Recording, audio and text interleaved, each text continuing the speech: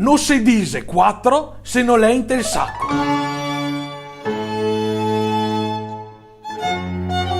Non si dice 4 se non è nel sacco. Non devi essere sicuro di avere qualcosa se questa cosa non ce l'hai già in mano. Questo proverbio deriva da un'antichissima leggenda. C'era una volta un frate cercatore che girava per le vie delle contrade, delle città, dei paesini e girava con questo sacco dove la gente gettava dalle finestre ogni tipo di bene da dare ai poveri. Un giorno capita sotto la finestra di una donna particolarmente generosa che gli ha lanciato numerosi pani e lui, contandoli, e 1, e 2, e 3, e 4, proprio nominando e 4, ha chiuso il sacco.